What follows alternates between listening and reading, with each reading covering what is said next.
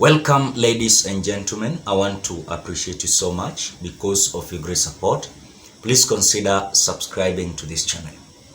Now, the Chief Justice of the Republic of Kenya, Martha Koome, has come out not to believe her eyes. As when William Ruto was taking oath of an office to be the President of the Republic of Kenya, William Ruto came out very clear, saying that the judiciary was having a problem because of lack of funding. So what William Ruto said was that after he was going to start working in his office as the President of the Republic of Kenya, his intentions was to add the judiciary 3 billion Kenya shillings.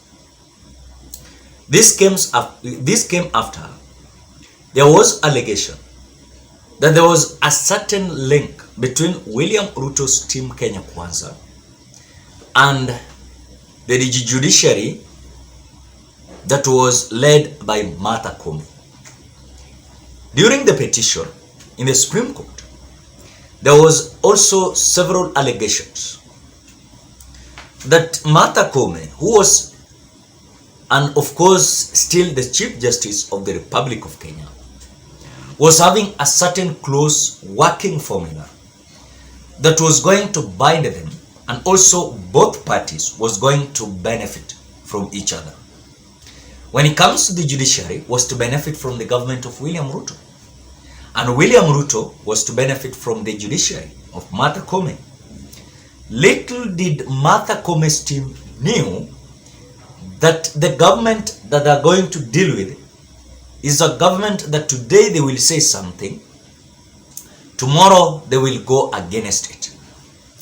I remember very well when William Ruto took the podium addressing the crowds or Kenyans after being sworn in as the President of the Republic of Kenya, taking from Uhuru Muigai Kenyatta.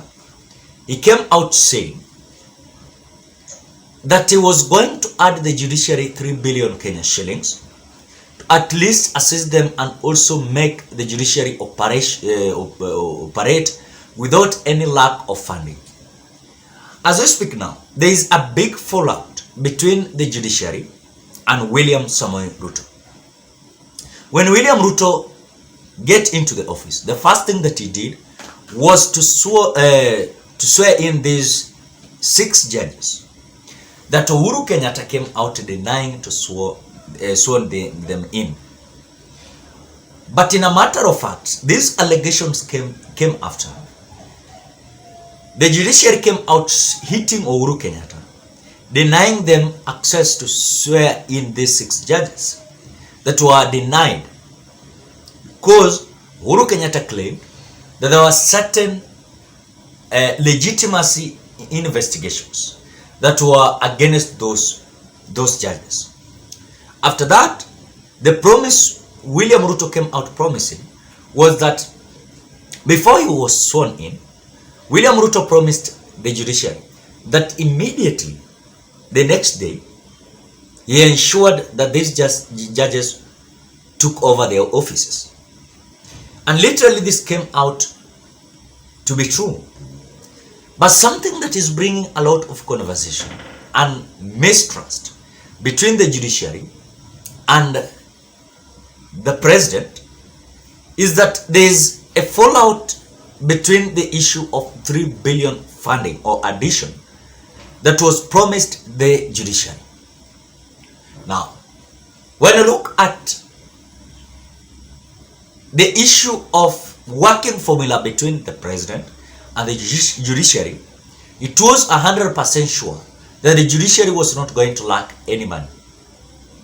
As we speak now, though I will not say 100% sure that the judiciary is passing a lot of challenge when it comes to the issue of money being released to the judiciary, because remember one thing, judiciary also normally depends from the budget and also the resources that is being allocated to them after the budget has been passed by the National Assembly.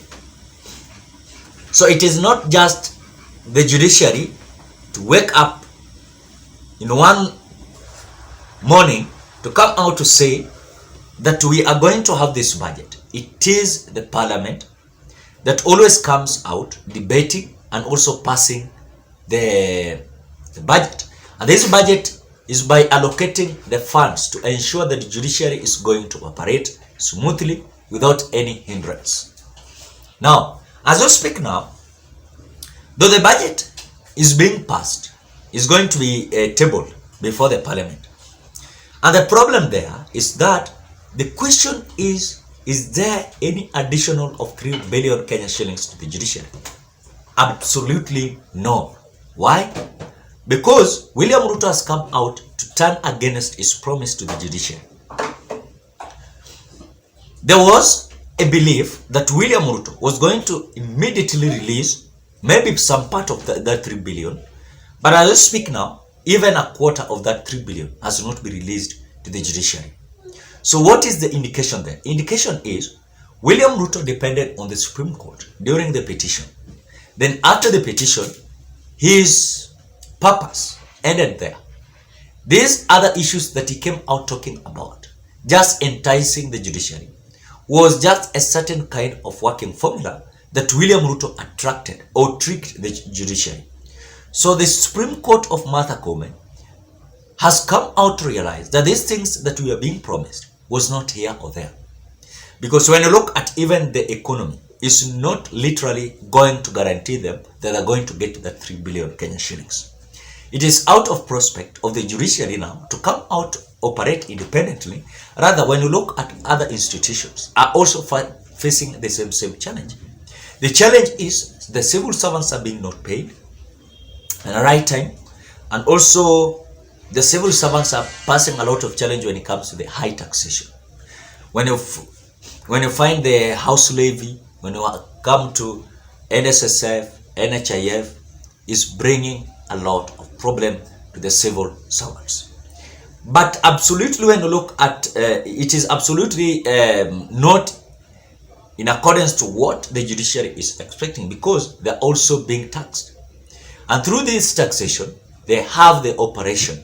And this operation also, you saw Koome coming out to say that when you look at the resources is also the hindrance towards the operation of the judiciary. And that is why you will find a case is being dealt with for about 10 years, 20 years.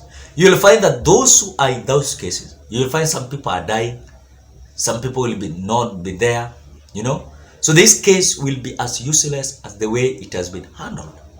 So it is opportunists that has come out to realize that the judiciary, the relationship between judiciary and the executive is not rhyming. Why?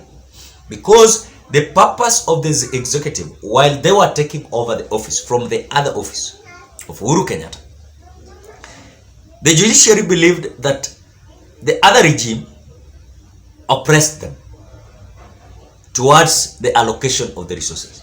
So what they believed in was that William Ruto was going to take it head on to ensure that these resources is going to be meant for the operation of the judiciary. As I speak now, they have not received that 3 billion. Is it an indication of poor economy, or is it an indication of that they don't have money? But again, something that is going to create conversation is this additional of 3 billion going to appear in their budget? That's the question.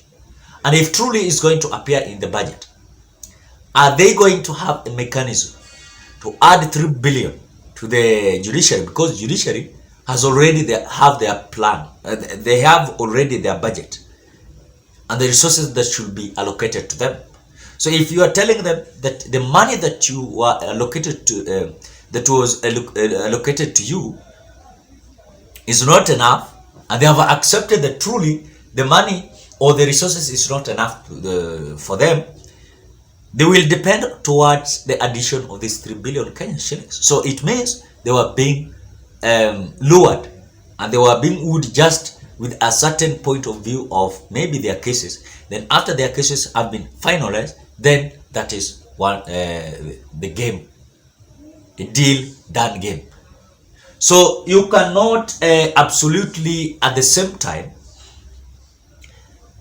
say that you're going to add them 3 billion at the same time pesa yenye inatakana wapate hawajapata. How will you add them that 3 billion yet the resources that should be allocated to them they have not received, and they're complaining that this is because of economy is not good? Then how long will we take this as other institutions, other arms of government is facing the same challenge? That is it. When you look at the executive, when you look at the judiciary, when you look at the legislature, they're passing the same challenge. So ladies and gentlemen, who tricked who and who fooled who and who is still continue to fool another one? It is the executive that does not want to come out to tell the truth. Are they okay or not? Ladies and gentlemen, what are your thoughts? Drop your opinion at the comment section below. Otherwise, thank you so much because of great support. Please consider subscribing. Bye bye.